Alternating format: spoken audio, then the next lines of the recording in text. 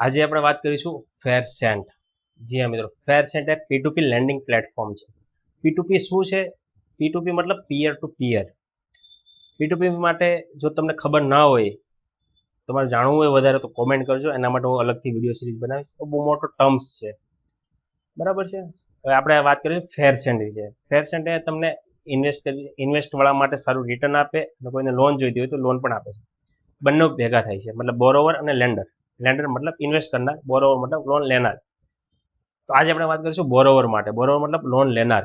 તો એના માટે શું ક્રાઇટેરિયા છે, શું નિયમો છે, કેવી રીતે એપ્લાય થાય છે, પૂરા વિડીયોમાં જોઈશું. તો વિડીયો પૂરો જોજો. ફેરસેન્ટ એ ટોપ 3 કંપનીમાં આવતું નામ છે P2Pમાં, જે ઇન્ડિયામાં લગભગ વાત કરું તો ઘણી બધી ફંડિંગ કરેલું છે. અત્યારે ફાસ્ટ છે, ટોપ 2nd પોઝિશન પર છે.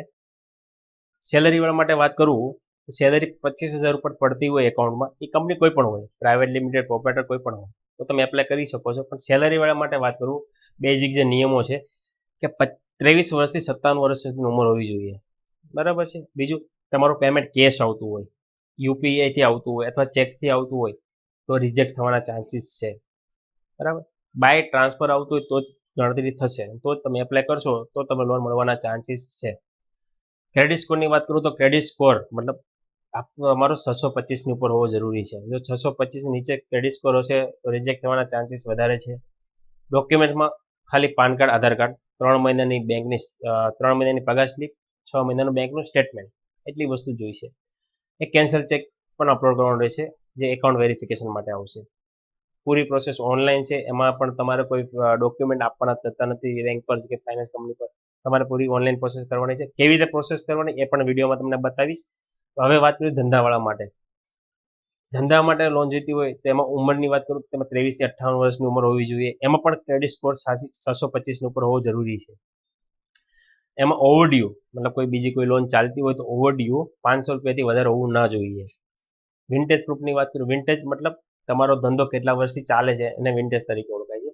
તે 2 વર્ષ જૂનું હોવું જોઈએ.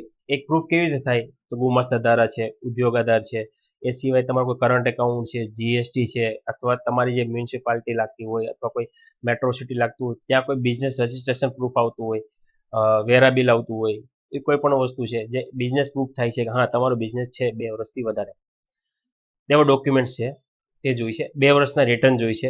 6 મહિનાનું બેંકનું સ્ટેટમેન્ટ જે ઇન્ટરનેટ પરથી ડાઉનલોડ કરેલું હોય છે તે જોઈશે, બરાબર છે. અને બિઝનેસ પ્રૂફ માટે જો તમે જે ગવર્મેન્ટ ડોક્યુમેન્ટ છે તમને વાત કરી, જીએસટી છે, ઉદ્યોગાધક ગુમાસ્તાધારા, એમાં જો એડ્રેસ આવતું હોય તો કઈ વાંધો નહીં, આવતું હોય તો એક ઓફિશિયલ એડ્રેસ જોઈશે.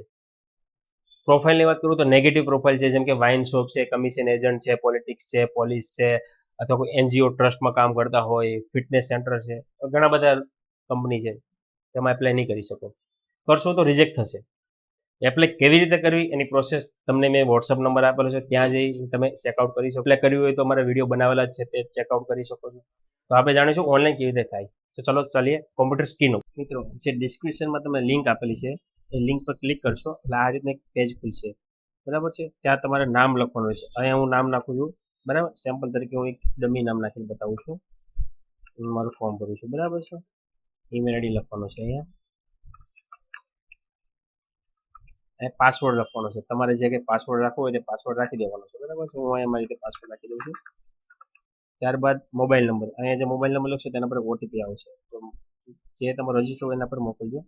સેન્ડ ઓટીપી પર ક્લિક કરશો તમારા મોબાઈલ પર એક ઓટીપી આવશે, એ ઓટીપી નાખવાનો રહેશે. ઓટીપી મારો આવી ગયેલું છે, બરાબર. ઓટીપી વેરીફાઈ થઈ ગયા પછી મેલ ફિમેલ, બરાબર, મેલ છે મેલ, જન્મ તારીખ લખવાની છે તમારે.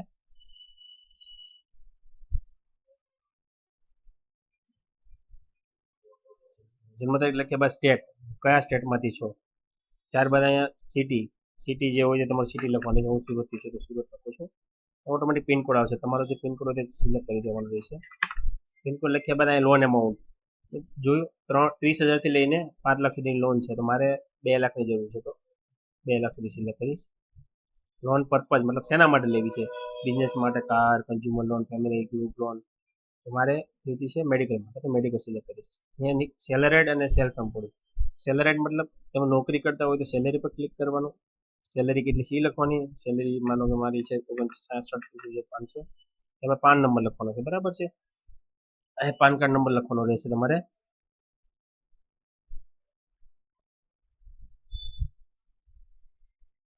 અહીંયા પાન કાર્ડ લખવાનો રહેશે, બરાબર છે.